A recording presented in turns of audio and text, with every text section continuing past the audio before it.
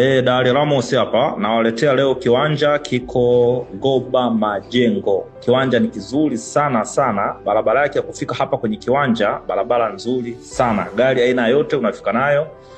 Hicho kiwanja umbali wa kutoka Goba Center hadi kufika kwenye hicho kiwanja umbali wa kilomita 3 toka Goba Center hadi kufika kwenye kiwanja.